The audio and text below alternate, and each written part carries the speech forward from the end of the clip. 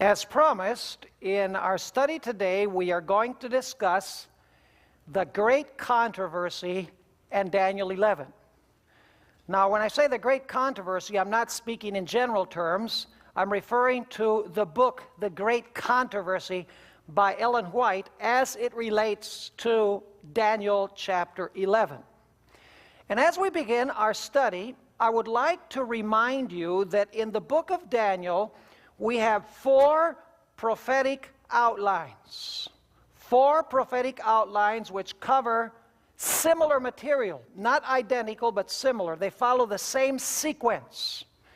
Those four outlines are Daniel chapter 2, Daniel chapter 7, Daniel chapter 8, and Daniel chapter 11. Basically, they follow the same sequence of powers and events.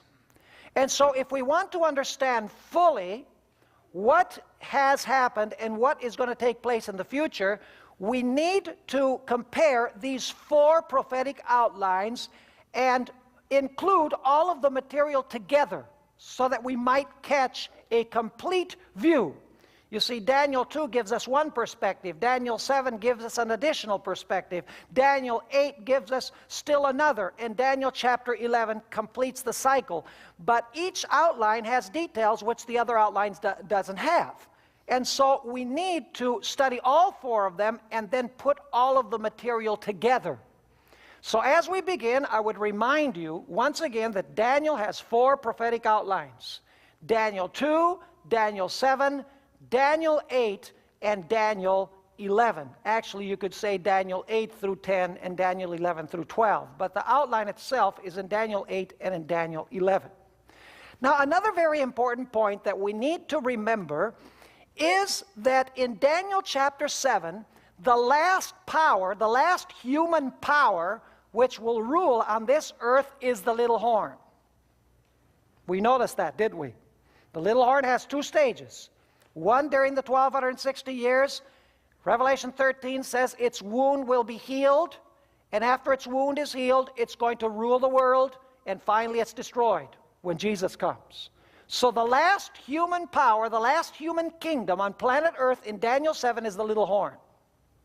Now in Daniel chapter 8, the last human kingdom is also a little horn.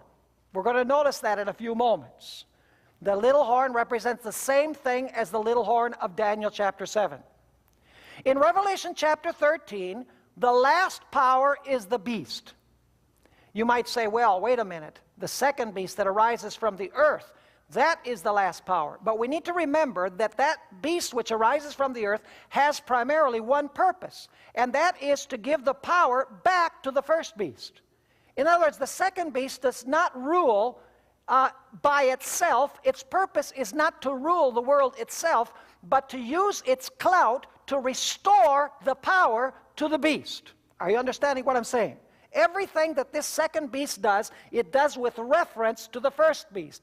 It makes an image to the first beast. It enforces the mark of the first beast. It commands the whole world to worship the first beast. In other words, this second beast does not actually globally rule the world on its own, but it does it with the purpose of restoring the power to the first beast. Now, we've already noticed that this beast of Revelation 13 is the same as the little horn. Remember we studied that last night? They have the same characteristics. They persecute the saints. They speak blasphemies against the Most High. They rule during the same period of time. You remember we studied that? And so the beast is the last human power, according to Revelation 13. The little horn is the last human power, according to Daniel 8. The little horn is the last human power in the world, according to Daniel chapter 7. And if we add 2 Thessalonians chapter 2, we discovered that the last power, which will be destroyed at the coming of Christ, is the man of sin. And we already noticed that the man of sin is parallel to the little horn and to the beast of Revelation chapter 13. So basically what I'm trying to underline here is that the last power on planet Earth, human power which will govern, will be which? The Roman Catholic papacy. That is the little horn. That is the beast. That is the man of sin, as we've studied. Now, once again, I emphasize that there are many wonderful, loving Roman Catholics in the Roman Catholic communion. I'm not saying that Roman Catholics are bad. What I'm saying is that this system is the Antichrist system of Bible prophecy. The hierarchy, in other words, the organizational structure as such, is the Antichrist, is the beast, is the little horn, is the little man of sin. And this is the last power which will rule on planet Earth in all of these prophecies. And of course, we could add the abomination of desolation in Matthew chapter 24, and we could add the harlot of Revelation 17 also, which we have not studied in this particular series. But I could show you that the abomination of desolation and the harlot also represent this same human system, which will rule at the very end of time. Now, in Daniel chapter 11, the very last power which will rule the world will be a power known as the King of the North. Now, who do you suppose that power would represent, the King of the North? Turkey? Come on. You say, how can it be Turkey? If in Daniel 7, it's the Roman Catholic papacy. In Daniel 8, it's the Roman Catholic papacy. In Revelation chapter 13, it's the Roman Catholic papacy. In 2 Thessalonians chapter 2, it's the Roman Catholic papacy, the last power that rules upon the world. Then let me ask you, what must be the King of the North, the last power which will rule this earth according to Daniel 11? How many last powers can you have? You have one last power. So the King of the North must be what? Must be the same power as the little horn, the beast, and the man of sin, following historicist principles, the historical flow method, as I choose to describe it. Now, I need to tell you a few things about Daniel chapter 8 through chapter 12, and we won't be able to go into this with a lot of detail. I've written actually a document titled, "What is the Little Book of Daniel 8 through 12?" And I show there that Daniel 8 through 12 is a unit in itself. In other words, Daniel 8 through 12 must be studied separately from the rest of the book. It's related to the rest of the book, but it is a book within a book, so to speak. And actually, everything in Daniel 8 through 12 is related to the 2300 days. Now, I'm going to describe Daniel chapter 8 very quickly, and then I want to go also to Daniel chapter 11 and show you that Daniel 11 is parallel to Daniel 8. In Daniel 8, you have two beasts. One of those beasts is a ram, and the ram has two horns. Have you ever read about that ram, which has two horns? Now, let me ask you, what does that ram represent? What kingdom does the ram represent? The chapter itself tells us. Daniel chapter 8 and verse 20 says that the ram represents the Medes and the Persians. Then after that, you have a he-goat. And the he-goat attacks the ram, breaks its horns, and the he-goat has a notable horn on its head, which is identified as its first king. Let me ask you, what does the he-goat represent in Daniel chapter 8? It's clearly identified in verse 21 of chapter 8. It says that the he-goat with the notable horn represents Greece, and the horn represents its first king. Now let me ask you, who was the first king? The first king of the Greek dynasty at this period of Greece was Alexander the Great. But then the great horn was broken, and out of the head of this beast, of this he-goat, rise four horns toward the four winds of heaven. In other words, Greece was going to be divided into how many kingdoms? Greece was going to be divided into four kingdoms. And then as you continue reading Daniel chapter 8, you discover that after Greece, with the horns, you have a little horn which rises and rules over the earth. Now, it's interesting. The little horn of Daniel chapter 8 represents both the period of pagan Rome and papal Rome. In other words, it's one symbol for both stages of Rome, because after all, it is Rome. Rome is Rome. Whether it's political Rome or ecclesiastical Rome, they are still Rome. They have the same capital, they use the same language, they use the same numeral system, and basically the Roman Catholic Church inherited the organizational structure of the Roman Empire, only they changed the names of the leaders of the empire.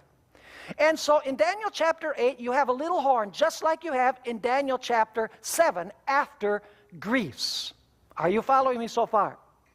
And then you'll notice in Daniel chapter 8 that this horn is doing all sorts of nasty things, just like the little horn in Daniel chapter 7. And then Daniel hears two angels that are speaking in heaven. And one says, how long is it going to be until this little horn is taken care of, until God does something about this little horn, who blasphemes the Most High, who tramples the saints of the Most High, does many of the things that the little horn of Daniel 7 did? How long is it going to be until this little horn is judged? And the answer comes, unto 2,300 days, and the sanctuary shall be what? And the sanctuary shall be cleansed, or the sanctuary shall be restored. Actually, it's talking about the judgment. In its context, it's speaking primarily of the judgment that God is going to perform against whom? Against the little horn for what the little horn has done. Now in Daniel 7, if we notice Daniel 7, we'll see that the little horn was brought before God's court immediately after saying that it blasphemed God, and it persecuted the saints of the Most High, and it thought it could change times and laws, and it governed for 1,260 years, for times and the dividing of time. Then it speaks about Jesus coming in the clouds of heaven to the Father to begin the judgment. And it says that judgment was given in favor of the saints of the Most High and against the little horn. In Daniel 8, we have the same thing. The little horn does its nasty work, and then unto 2,300 days, and the judgment will begin to judge this little horn. And then the time comes when God's people are going to inherit the kingdom. But now there's something very interesting in Daniel chapter 8. Daniel chapter 8 is an incomplete chapter.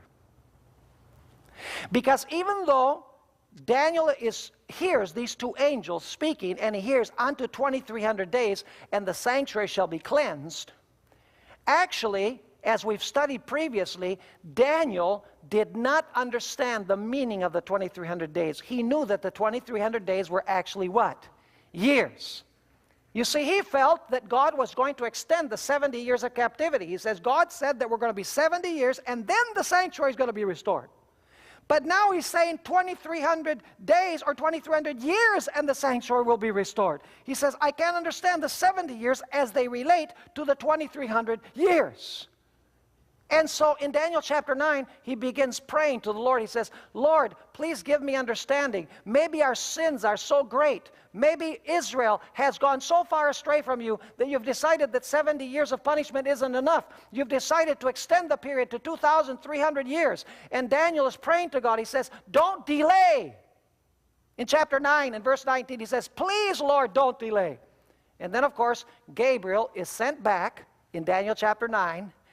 And he says to Daniel, 70 weeks are cut off for your people and your holy city. Cut off from where? Cut off from the larger prophecy of the 2,300 years. In other words, the first 490 years of the prophecy of the 2,300 days applies to the literal Jewish nation. And as we've studied, that period began when?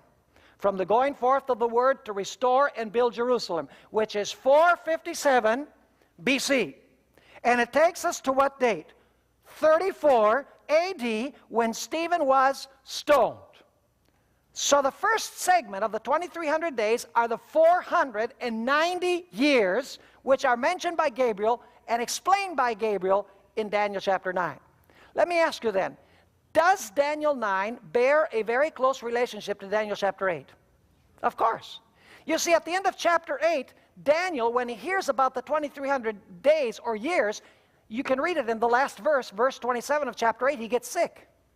The angel is not able even to finish the explanation of what 2300 days means.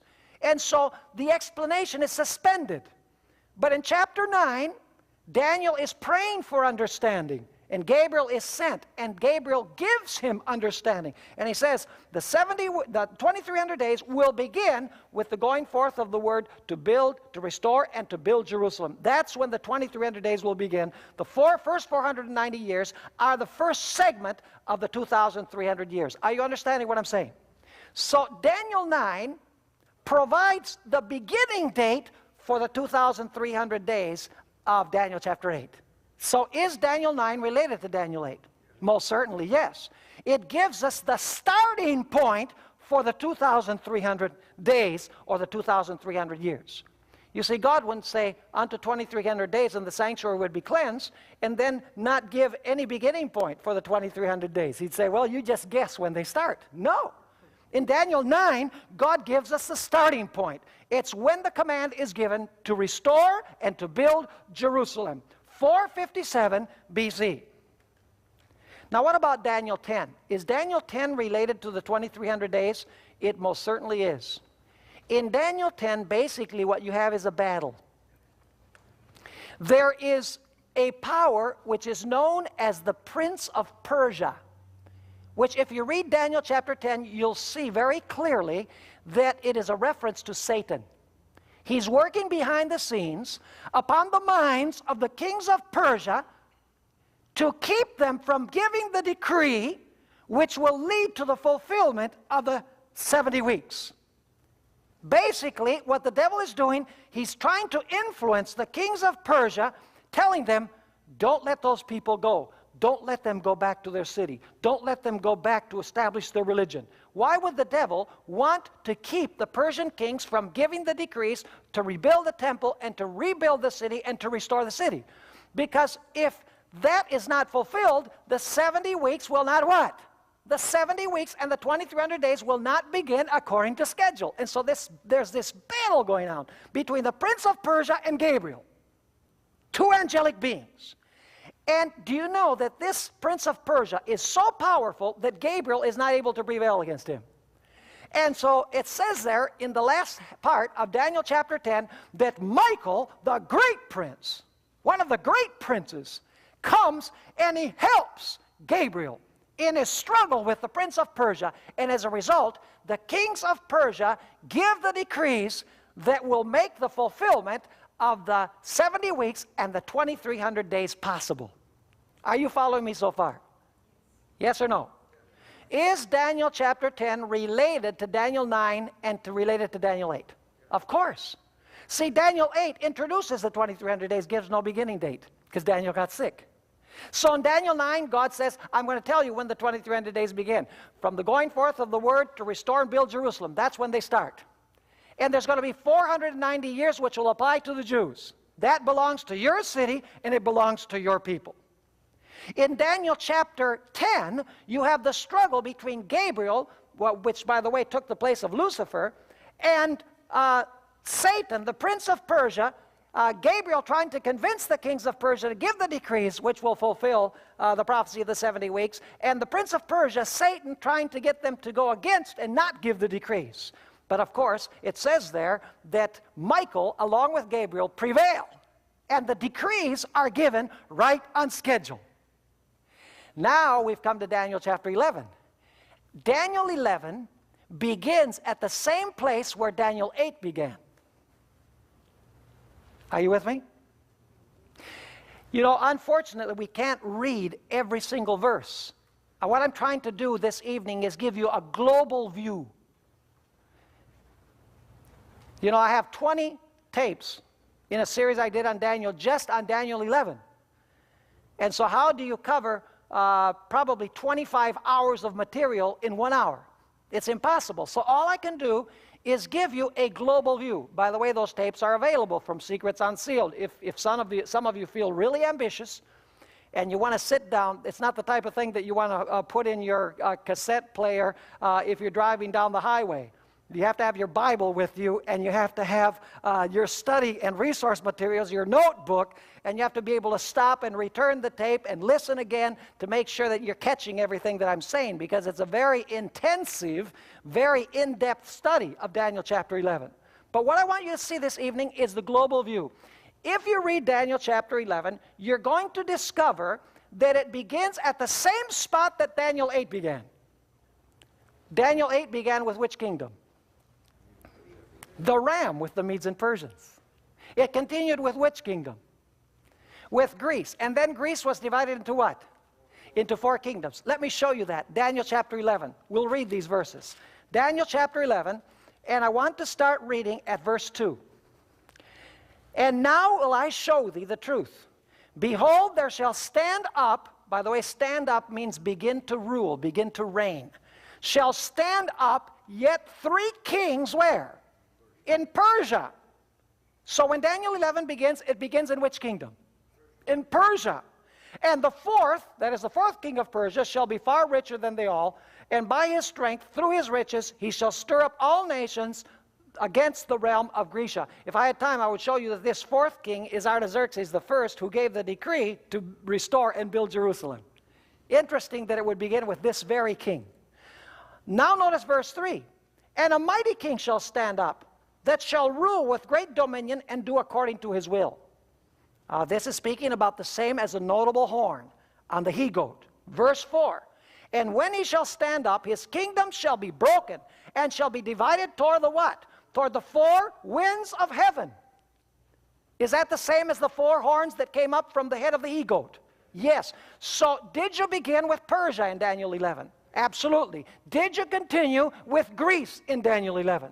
Yes. Now I want to show you that the next kingdom is Rome. Unfortunately, I can only pick and choose certain verses that show you the sequence. We can't study everything in between. It would take us at least 5 or 6 sessions just to study all of the historical details that are mentioned in this chapter. Notice Daniel chapter 11 and verse 22. You tell me which kingdom this is now. You've noticed that it starts with Persia. It continues with Greece. Greece is divided into 4. Which kingdom would you expect to be next? You would expect Rome to be next, right? The Empire of Rome. Now notice chapter 11 and verse 22. And with the arms of a flood shall they be overthrown from before him, and shall be broken. Yea, also the what? The Prince of the Covenant. Who is the Prince of the Covenant?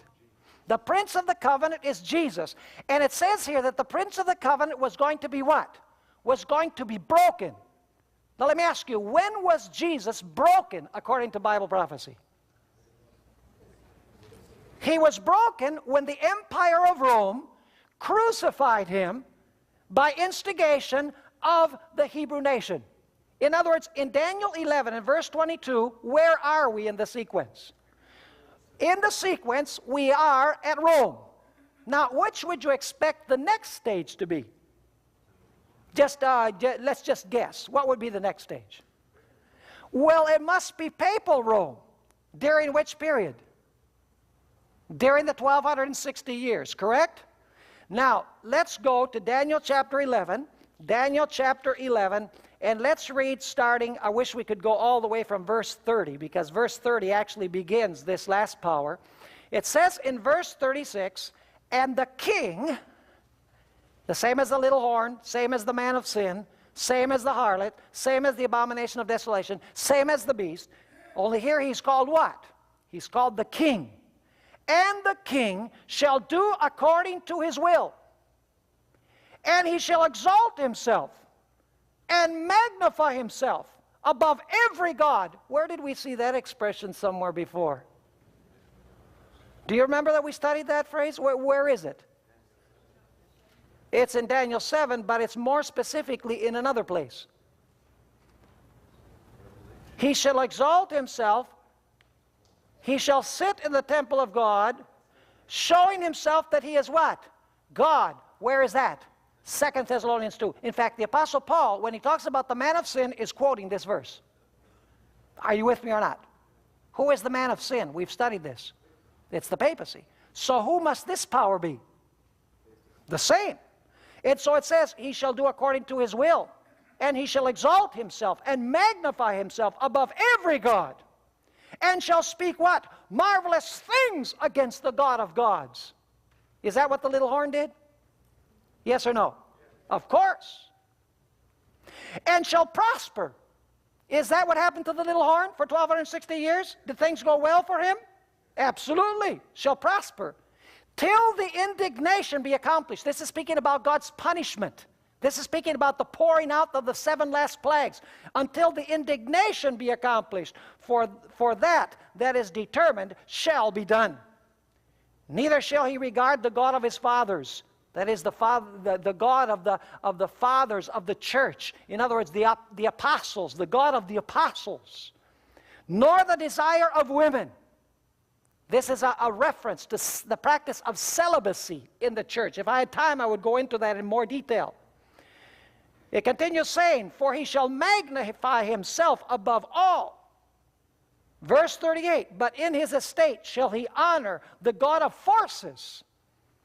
The God of force. In other words, it's speaking about him joining the political systems, the secular powers of the world. And you can check this out in the tapes. I have a lot of information to show that the God of forces is the God of politics, the God of the secular, the civil systems of the world. And so it says, but in his estate shall he honor the God of forces, and a God whom his fathers knew not shall he honor with gold and silver and precious stones. Same reference as in Revelation 17, where the harlot has these same things, and pleasant things. Verse 39, thus shall he do in the most strongholds with a strange God, whom he shall acknowledge and increase with glory, and he shall cause them to rule over many, and shall divide the land for gain. This is a reference to what the papacy did during the Middle Ages. They bought and they sold estates. They sold church offices and lands and bishoprics and so on. Now, what power are these verses describing? By the characteristics, exalting himself above God, speaking marvelous things against God, exalting himself above all, and so on, we know that it's the same as the little horn, and this power is the same as the man of sin. It's the last power which is going to rule the world. Are you with me so far? So where has Daniel 11 taken us? Has it taken us over the same ground as Daniel 8? Do you have Persia in both? Yes. Do you have Greece in both? Yes. Do you have Rome in both? Do you have papal Rome in both? Yes, you do. Now, allow me to make a short parenthesis here. Let me talk about Ellen White. Did you know that Ellen White never quotes a single verse or phrase in Daniel 11:40 to 45? That's interesting. Ellen White never quotes. She never even alludes to a single phrase in Daniel 11:40 to 45. And somebody says, well, then Ellen White must have been silent about the identity of the King of the North. My question is, was she really silent about the identity of the King of the North, who the King of the North represented, this last power, or did she have clearly in mind who this power was? Well, the fact is that Ellen White does not refer to Daniel 11 very frequently in her writings. She refers to Daniel 11 probably 3 or 4 times, and in 3 of these references, it's a very general statement about the prophecy of Daniel 11 almost being fulfilled.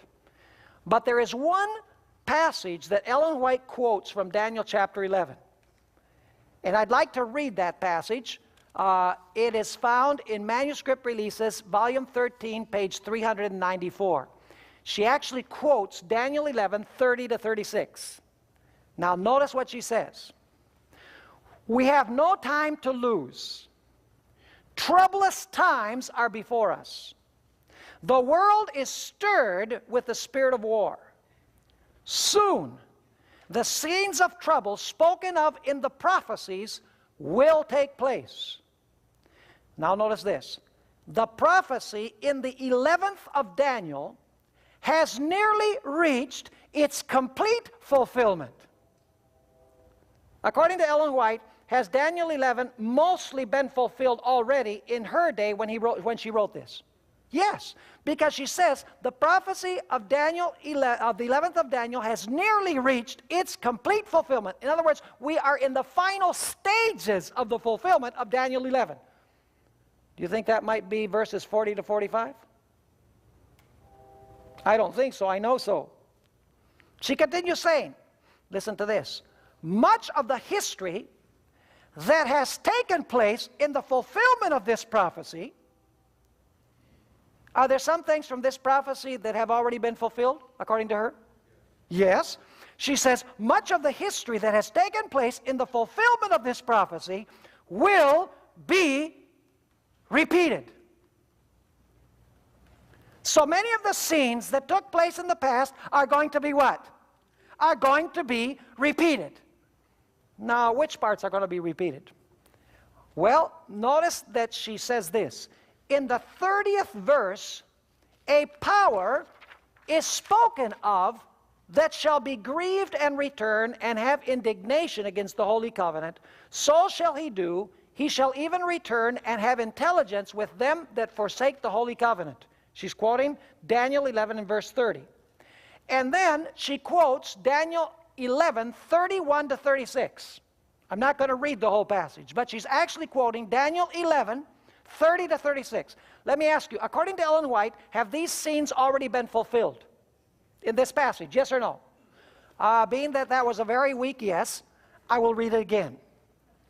She says, much of the history that has taken place in the fulfillment of this prophecy will be repeated.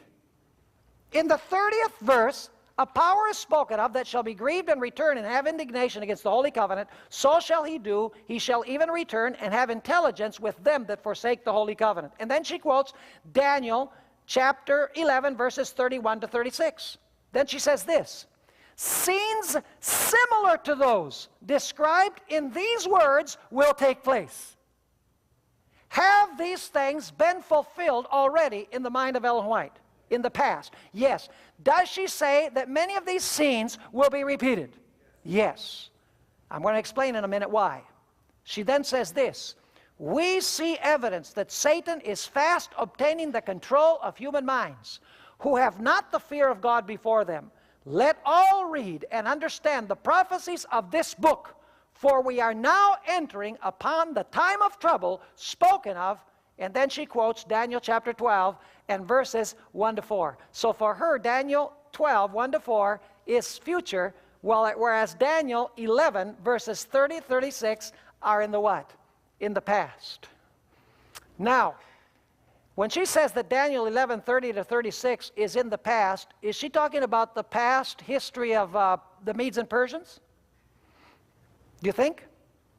No, because that's in Daniel 11, where? Verse 2. Is she talking about the history of Greece? Is she? No, that's in verses 3 and 4. Is she talking about the history of the Empire of Rome? No, that's in verse 22. She's quoting verses 30 to 36. What power is being spoken of in verses 30 to 36? It's the last power that governed during the 1260 years, because you have Persia, Greece, the Empire of Rome, which broke the Prince of the Covenant, and then you have, starting with verse 30, this power that ruled during the 1260 years, who is described like the man of sin, and is described like the little horn. Raise your hand if you're understanding what I'm saying. That was weak. But I'll forgive you. It's been a long day. Now you say, why does Ellen White say that these scenes will be repeated? It's very simple. It's not that the verses are going to be repeated. The scenes that took place in the past are going to be similar to what's going to take place in the future. Do you know why? Because the power that did all of these things in the past is going to resurrect from its wound, and it's going to rule again. Are you with me?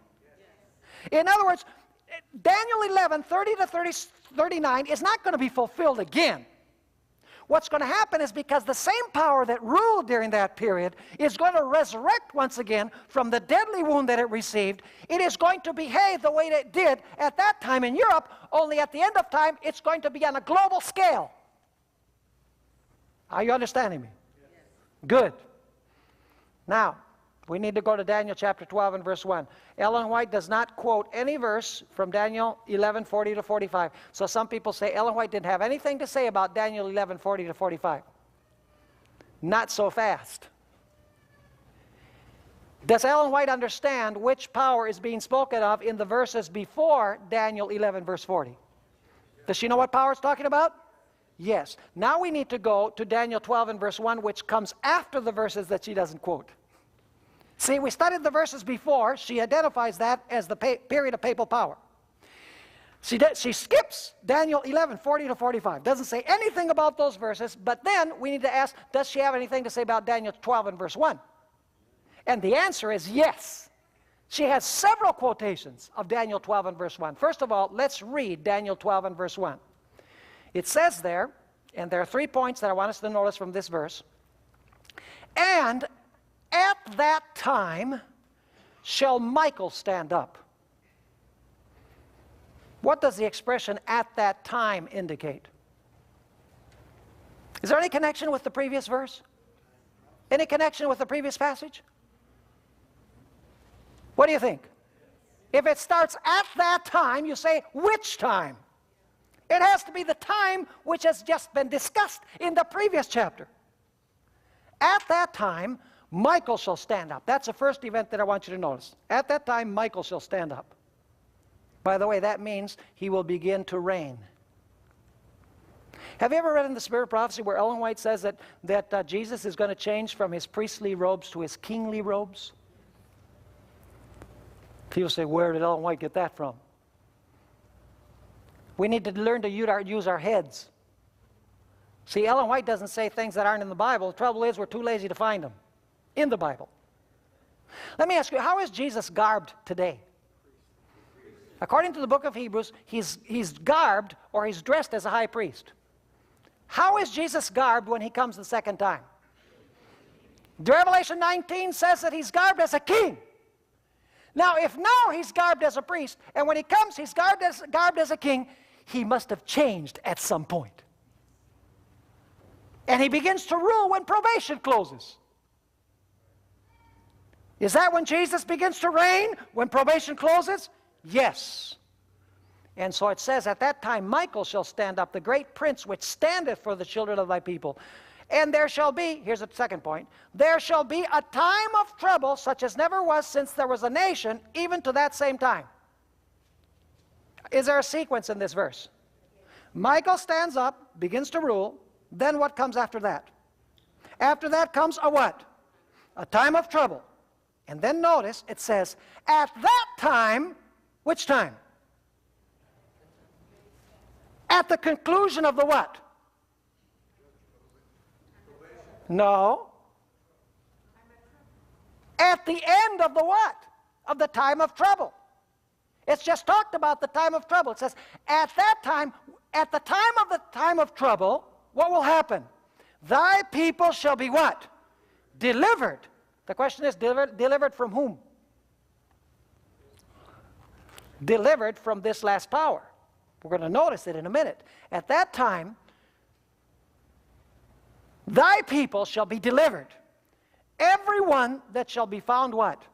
Everyone that shall be found written in the book. Do you see a sequence here? There's 3 events in Daniel 12 and verse 1. First event, Michael stands up. Which, by the way, in Daniel 11 verse 2, it says 3 kings will yet stand up in Persia. That means that 3 kings will still rule in Persia. So stand up means to rule. Daniel 11 itself explains it. So the first event in Daniel 12 and verse 1 is that Jesus will begin to what? To rule. And then when he stands up to rule, what is going to take place? The time of trouble.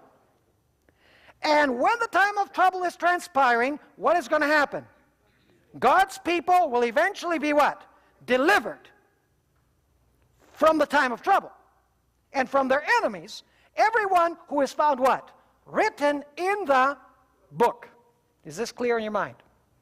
Now, we need to relate Daniel 12 and verse 1 with Daniel 11, 40 to 44 and 45. I'm going to do a little parallel now. Daniel 11, verse 44. It says here, and we're going to come back to this in a moment. It says, but tidings out of the east and out of the north shall trouble him. In other words, it's going to trouble. There's going to be some news from the north and from the east that is going to trouble the king of the north, this last power. And what is he going to do as a result? Therefore, he shall go forth with what? With great fury. What is it that gives him great fury? The tidings from the north and from the east trouble him. They shake him up. That's a good translation. They shake him up.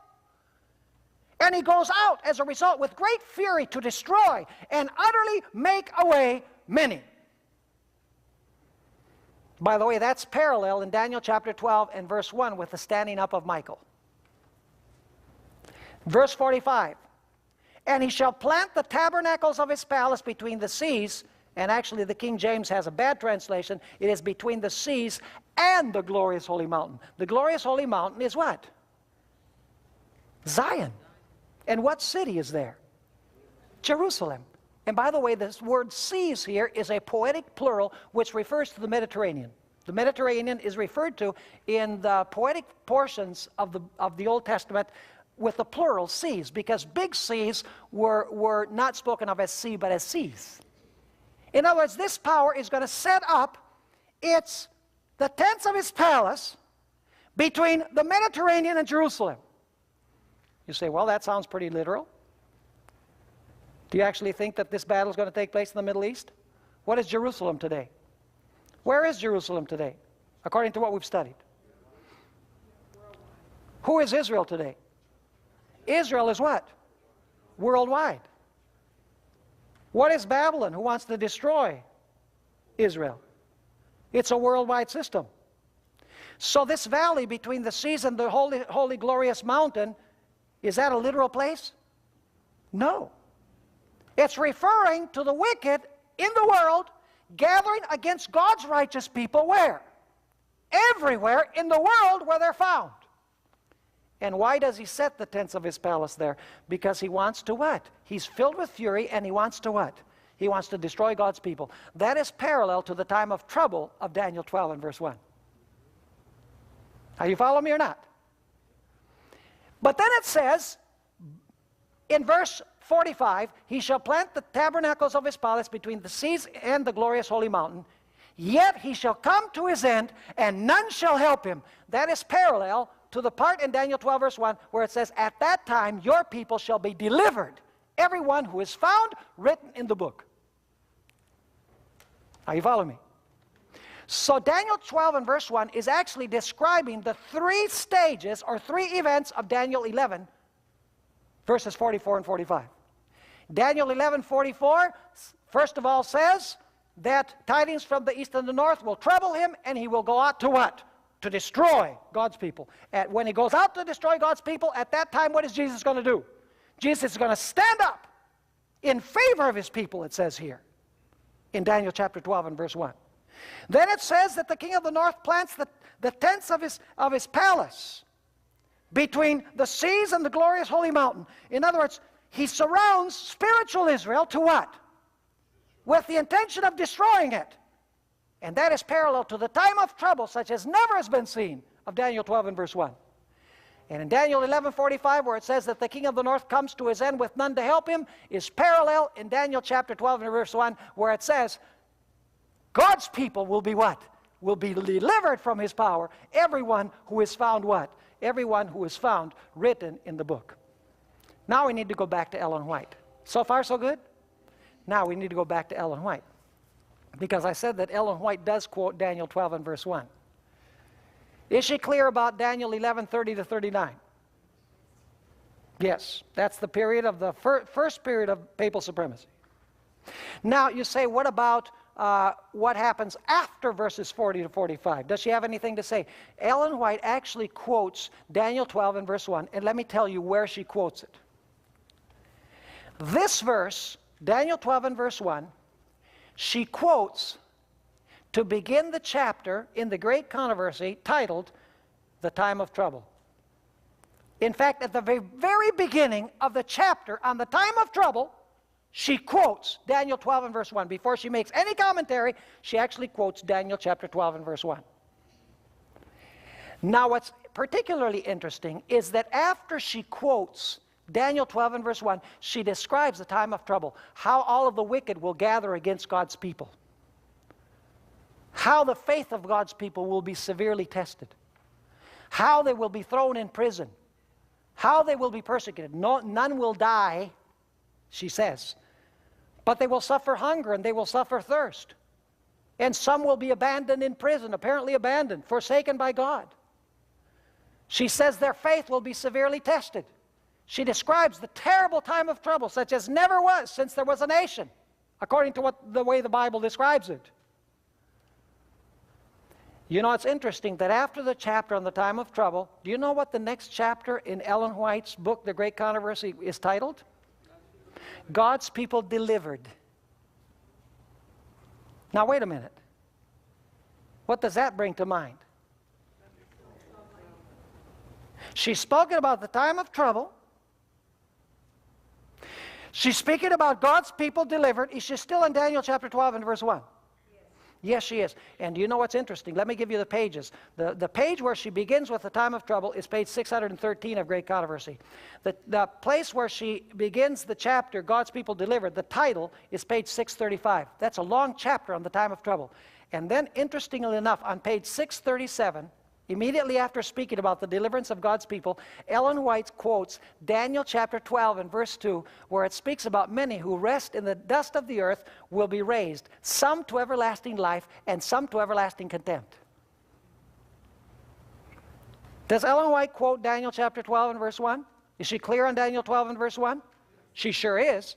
In fact, when she quotes Daniel 12 and verse 1, on page 613, she not only begins with Daniel 12 and verse 1, but she actually, the first page describes how Jesus changes his priestly garments to his royal garments, and now how Jesus is now going to take his kingdom. He's going to reign. And then she describes the time of trouble. There she's discussing the standing up of Michael. She discusses the time of trouble, and then she speaks about the deliverance of God's people on page 635. Does Ellen White have very clear in mind the meaning of Daniel chapter 12 and verse 1? Yes, she does. Does she have very clear in mind the meaning of Daniel 11:30 to 39? Yes. But now we have this problem. Ellen White does not quote Daniel 11:40 to 45. Now here's the million-dollar question. Where would you expect to find Ellen White's comments on Daniel 11:40 to 45? Where would you expect to find them?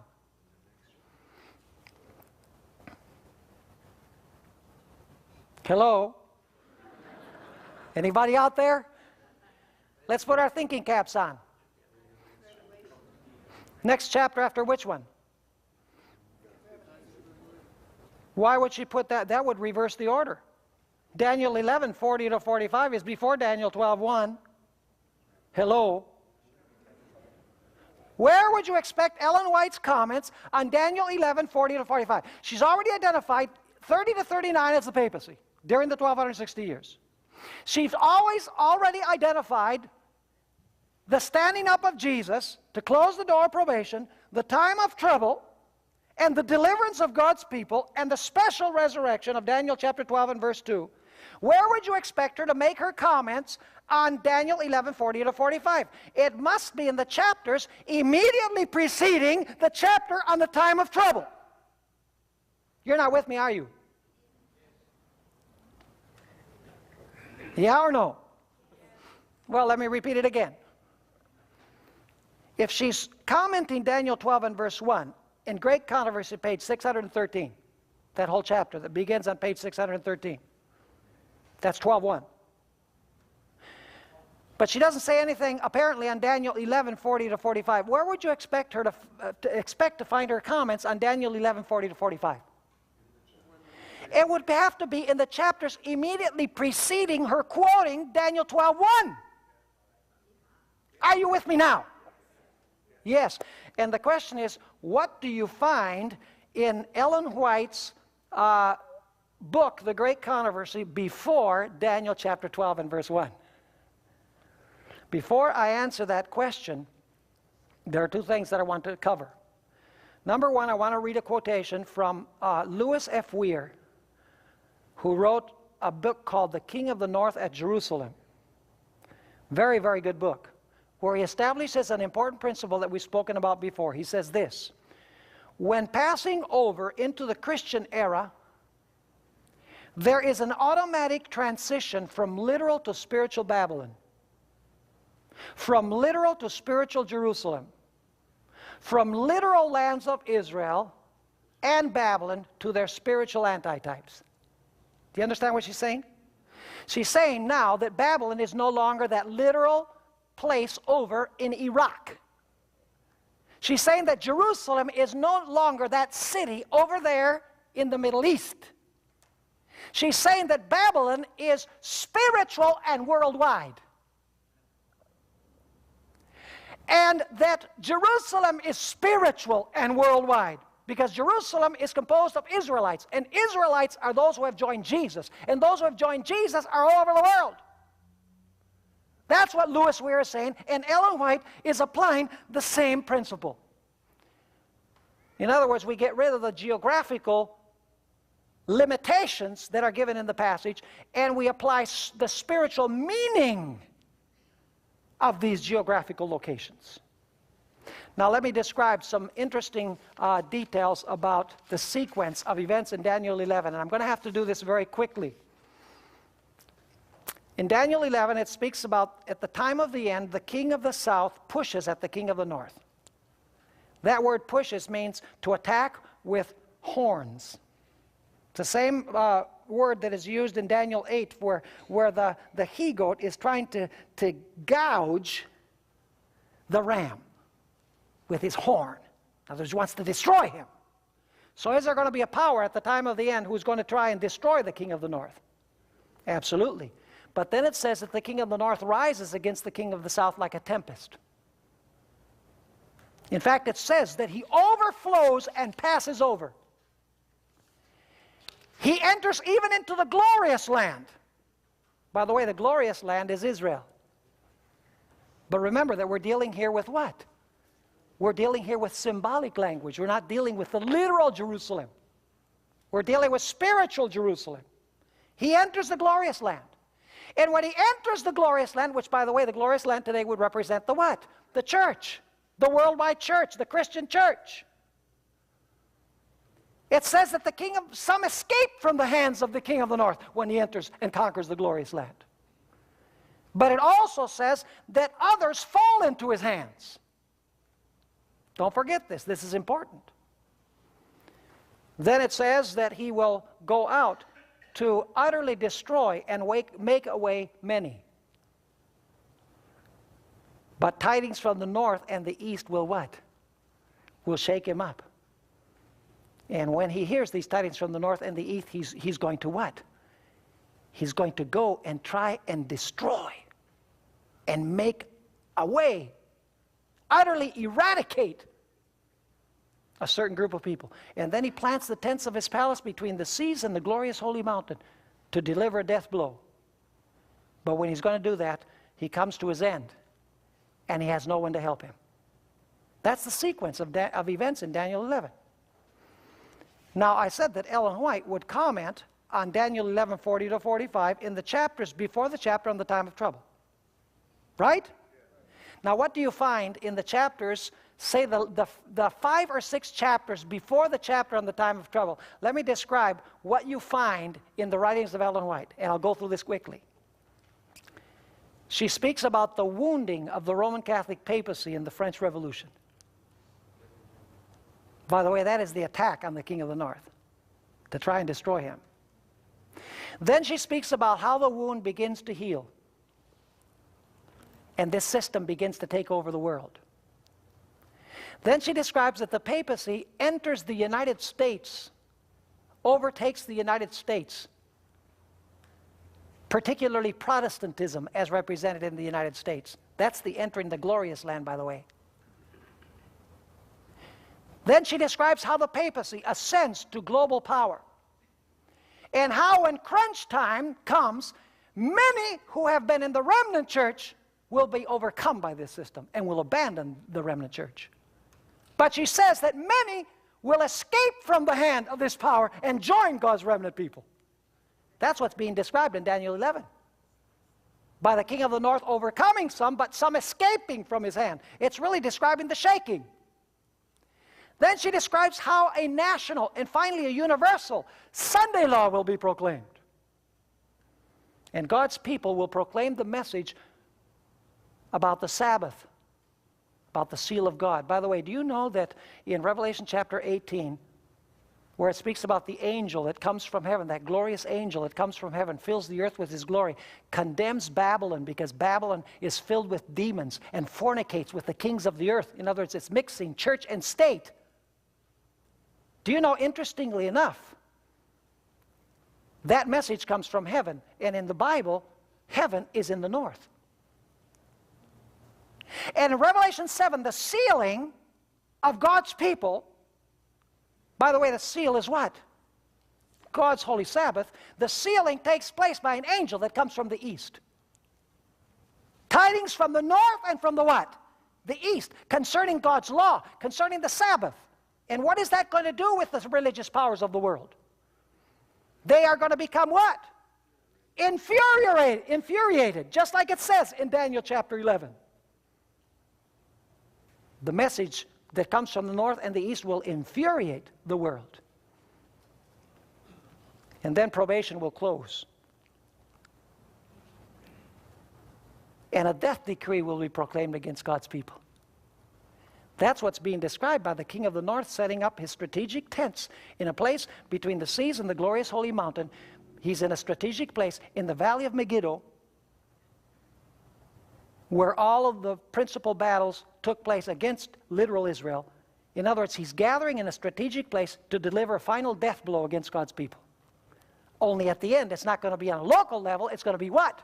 Global or worldwide. Is there going to be a terrible time of trouble which will ensue according to Ellen White? Yes, absolutely. Are God's people going to be delivered from this death decree? She describes it. Then there's going to be a special resurrection, and then Christ will set up his everlasting kingdom. So let me ask you, is Ellen White silent on Daniel 11:40-45? She's not silent about it. She has much to say. She takes the symbols, and what does she do? She interprets them. She does much like we did with the 24 elders. Remember what we did with the 24 elders? You know, it speaks there about, it speaks about 4 living creatures. It speaks about 24 elders. It speaks about a lamb, as though he had been slain, and one seated on the throne. None of them are identified. In Revelation 4 and 5, they're not identified. It just says there's one sitting on the throne, there's 24 elders, there's 4 living creatures, and there's a lamb as if he had been slain. All you have is symbols. But when Ellen White talks about this in Desire of Ages, the last 3 chapters of Desire of Ages, she says the 4 living creatures are seraphim. She doesn't even say 4 living creatures. She says the seraphim are there. Instead of the 24 elders, she says the representatives, the sons of God, the representatives of the worlds that never sinned are there. She doesn't even mention the 24 elders, but she says the representatives of the worlds. Instead of speaking about the lamb as though he'd been slain, she never even quotes that verse. She says, Jesus. And instead of speaking about one sitting on the throne, she says, Jesus approaches the Father. Ellen White is giving, in matter-of-fact language, the meaning of the symbols of Revelation 4 and 5. And that's what she's doing in Daniel 11:40-45. And I don't even think maybe Ellen White knew what she was doing. She knew what she was saying, obviously.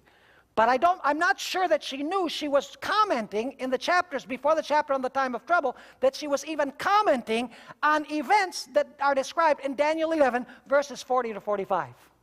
Now allow me to bring this to a close. Are you understanding so far? This is a real global view. We're doing all right. A lot of Adventist scholars today are saying, how come fundamentalist Islam is not in end-time prophecy? We have to find Islam. It's far too important to not be in Bible prophecy. How many times does Ellen White mention Islam as being important in end-time events?